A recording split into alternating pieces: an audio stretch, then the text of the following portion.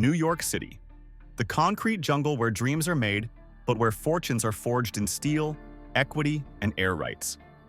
It is the financial capital of the planet, a place where the rent is high, but the ceiling for ambition is non-existent.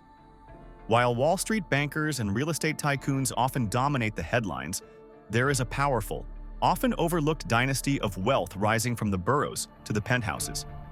We are talking about the Black women who conquered the city that never sleeps. These are not just entertainers, they are empire builders. From legendary broadcast journalists earning 8 figures a year to the global icon whose beauty brand made her a billionaire, we are counting down the richest Black women in New York City. Stick around, because the woman at number 1 didn't just take a bite out of the Big Apple. She bought the whole orchard, becoming the wealthiest female musician in the world. Number 12. Mary J. Blige, the queen of hip-hop soul's empire. If New York had a soundtrack, it would be the voice of Mary J. Blige. Born in the Bronx and raised in the Schlobohm housing projects in Yonkers, her journey is the quintessential New York survival story. But while the world knows the pain in her voice, few discuss the power in her portfolio. Mary J. Blige is no longer just the queen of hip-hop soul. She is a diversified brand with a net worth estimated around $20 million, though her lifestyle and assets suggest a reach far exceeding that figure. Mary's wealth begins with a catalog that defined the 90s. With 9 Grammy Awards and over 50 million albums sold, her royalties are a steady, annuity-like stream of income. But Mary didn't stop at music. She transitioned seamlessly into acting, earning double Oscar nominations for Mudbound and commanding a significant per-episode salary for her leading role as Monet Tejada in Power Book 2, Ghost. That show isn't just a gig. It's a cultural phenomenon that keeps her at the center of the Starz network's profitability, giving her immense negotiating leverage. Beyond the screen, Mary has moved into the boardroom with Sun Goddess Wines, a collection launched in partnership with the Fontanelle Winery in Italy. This wasn't a mere endorsement. It was an equity play in the lucrative spirits market. The brand sells out consistently, tapping into a luxury demographic that grew up with her music. She also launched Mary J. Blige Boots and has had lucrative partnerships with brands like MECCA Cosmetics and Reebok. Her real estate moves have been equally bold. While she has owned sprawling estates in New Jersey, her heart and business operations remain tethered to the city that made her. Mary J. Blige proves that you can come from the housing projects of Yonkers and end up owning the skyline, turning raw talent into a multi-vertical business that bridges music, television, and luxury goods. Number 11. Gail King, the broadcast titan. In the volatile world of media, where anchors are hired and fired with the seasons, Gail King has built a fortress of stability and wealth. As the co-host of CBS Mornings and the editor-at-large for O, the Oprah magazine, Gail King has quietly become one of the highest-paid journalists in television history. Her contract negotiations are the stuff of industry legend, with reports suggesting her annual salary hovers around $11 million to $12 million. Gail's wealth, estimated between $40 million and $50 million, is built on a currency rarer than crypto: trust. When the biggest stories break, from the R. Kelly interview that stopped the internet to exclusive sit-downs with Michelle Obama, they happen across from Gail. That access translates directly into network ratings, and ratings translate into revenue. CBS knows this, which is why they have secured her as the face of their morning news division, a role that comes with a compensation package rivaling top professional athletes. But Gail is not just an employee. She is a media brand. Her influence at O Magazine, and now Oprah Daily, gives her a stake in the publishing world, while her radio show on Sirius XM adds another stream of income. She lives in a stunning penthouse in Midtown Manhattan, a property that reflects her status as a fixture of the city's elite social and professional circles. Unlike many who chase viral fame, Gail played the long game. She built a reputation for journalistic integrity that allows her to command 8-figure contracts well into her career. She proves that in New York City, being the smartest person in the room pays better than being the loudest. Her wealth is liquid, stable, and growing, anchored by a work ethic that keeps her in the producer's chair long after the cameras turn off. Number 10. Robin Roberts, the heart of morning television.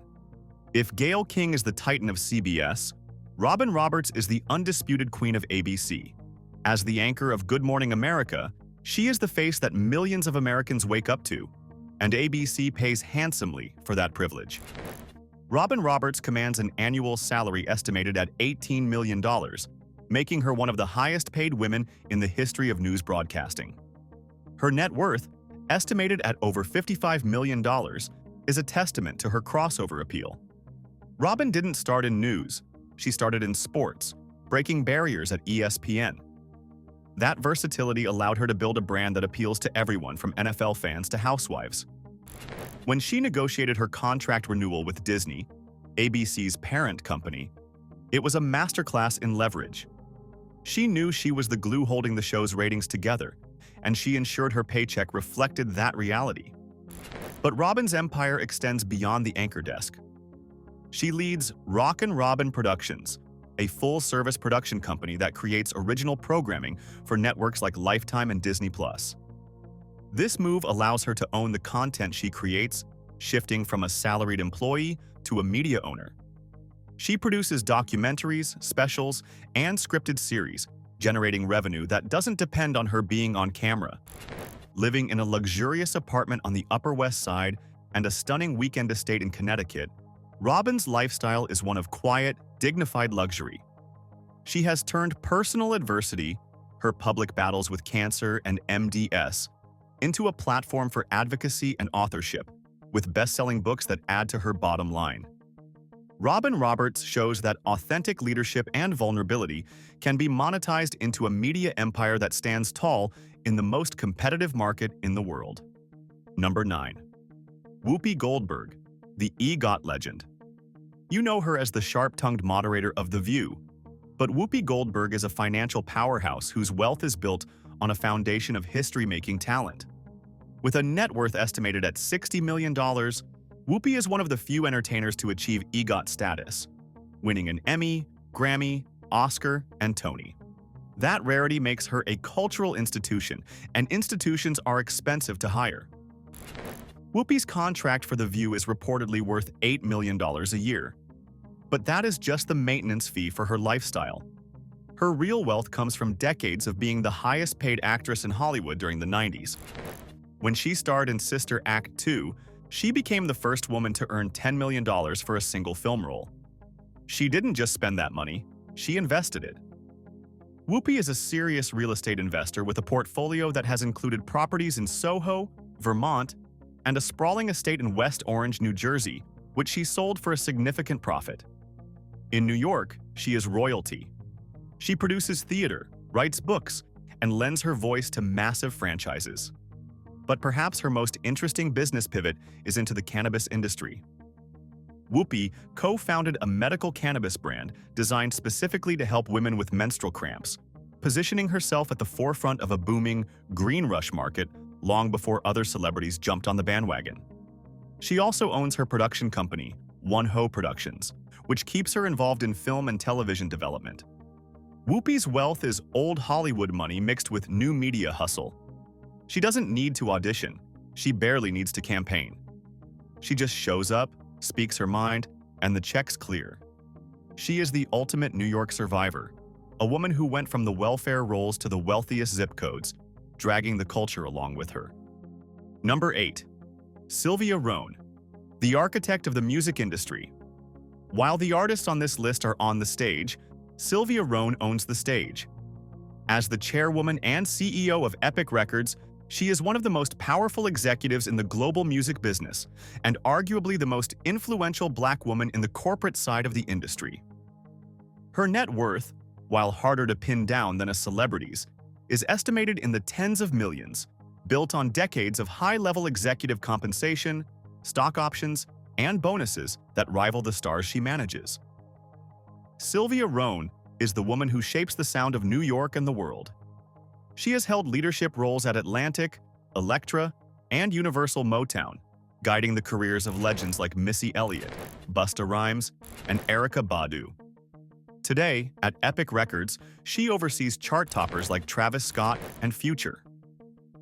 In the music industry, the CEO takes a cut of the total profitability. When the label wins, Sylvia wins big. Her wealth is a different kind of rich.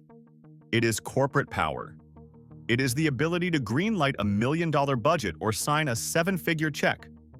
She lives in the upper echelons of New York society, attending the galas, sitting on the boards, and influencing the culture from the top down. She was the first African-American woman to head a major record label, paving the way for a generation of executives. Sylvia represents the wealth of the boss. She doesn't have to tour. She doesn't have to sell merch. She owns the infrastructure. Her fortune is built on her ear for talent and her iron determination to succeed in a boys' club. In a city of artists, Sylvia Rhone is the curator, and the curator always gets paid. Number 7. Ursula Burns, the corporate glassbreaker.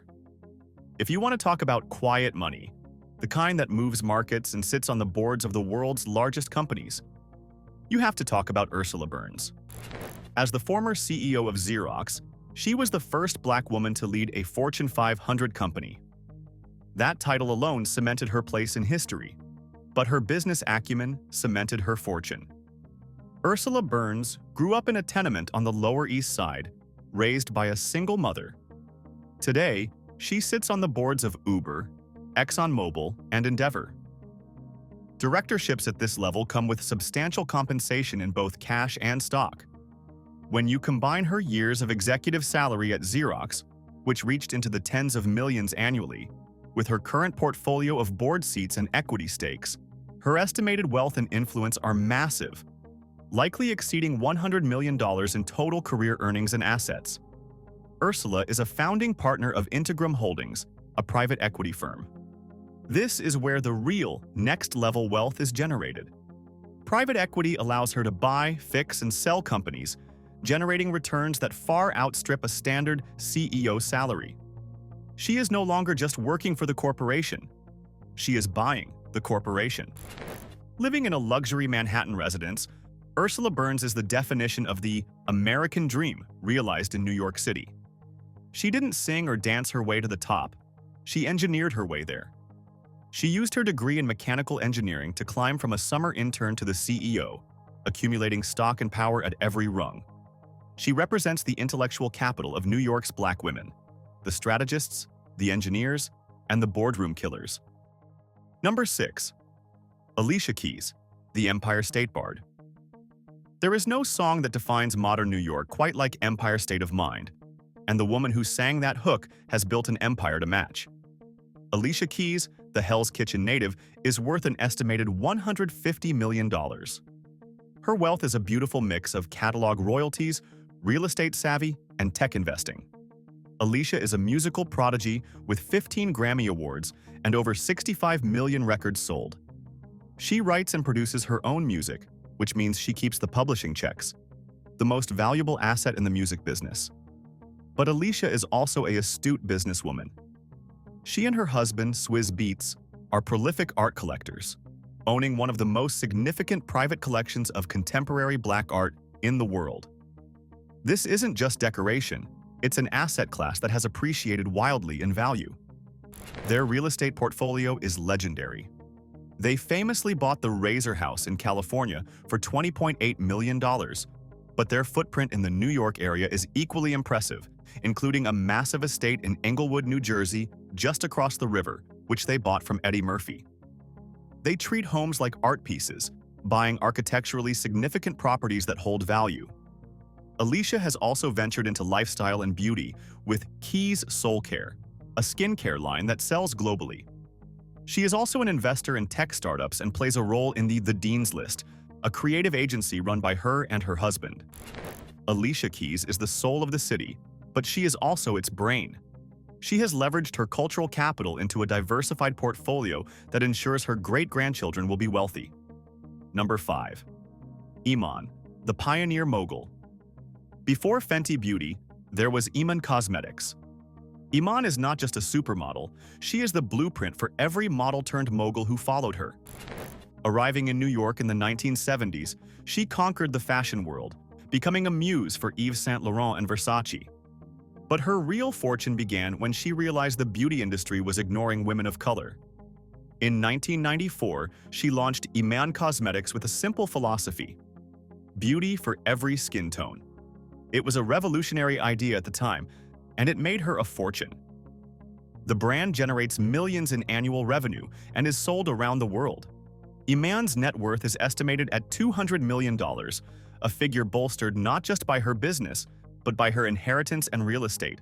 As the widow of rock legend David Bowie, Iman inherited a significant portion of his estate, including their shared penthouse in Soho and property in the Catskills. But even before that, she was a wealthy woman in her own right.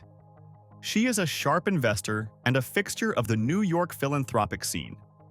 Iman represents the intersection of fashion and finance. She didn't just wear the clothes, she understood the business of selling the fantasy. She built a company that solved a problem for millions of Black women, and she reaped the rewards. In a city of fleeting trends, Iman is timeless, and her money is long. Number 4. Serena Williams, the venture capitalist. You might associate her with Wimbledon or the US Open, but Serena Williams is now a full-time player in the world of high finance. While she has homes in Florida and California, her business ties to New York are deep, and she is a frequent resident of the city where she won so many titles. With a net worth estimated at $300 million, Serena has pivoted from the greatest athlete of all time to a venture capital heavyweight. Serena Ventures, her investment firm, has raised over $111 million to invest in early-stage startups. But here is the kicker: she focuses on companies founded by women and people of color. She has invested in over 60 companies, including Masterclass, Tonal, and Impossible Foods. She isn't just writing checks, she is spotting unicorns, billion-dollar companies, before they explode. Her tennis earnings, over $94 million in prize money, twice as much as any other female athlete, provided the seed capital. But her endorsements with Nike, Gatorade, and Chase provided the leverage. She sits on the board of Poshmark and SurveyMonkey, bringing her brand and brain to the corporate table. In New York, Serena is a fashion icon and a business mogul. She has launched her own clothing line, S by Serena, which has been featured at New York Fashion Week. She is rewriting the playbook for retired athletes, proving that the competitive fire that wins Grand Slams is the same fire that wins in the stock market. Serena isn't just rich. She is building generational wealth that will alter the landscape of business for women of color. Number 3. Mariah Carey, the songbird supreme. She is the elusive chanteuse, the queen of Christmas, and one of the wealthiest musicians in history. Mariah Carey is a New York legend, and her net worth of approximately $350 million is as dazzling as her vocal range. Mariah didn't just sing songs, she wrote them. As the primary songwriter on almost all of her 19 #1 hits, a record for a solo artist, she owns the publishing rights to the soundtrack of our lives. Let's talk about All I Want for Christmas Is You. That single song is an economic engine all by itself. It reportedly earns her between $2.5 million and $3 million every single year in royalties during the holiday season. It is the gift that keeps on giving, a passive income stream that most CEOs would envy. But Mariah is also a master of branding. From lucrative residencies in Las Vegas to multi-million-dollar judging gigs on American Idol, she knows exactly what her time is worth. She has launched her own line of Irish cream liqueur, Black Irish, and has had partnerships with MAC and HSN. Mariah lives in a triplex penthouse in Tribeca that is the stuff of legend: marble floors, gold fixtures, and closets the size of average apartments. She defines the diva lifestyle, but underneath the glitter is a songwriter with a steel-trap mind for business.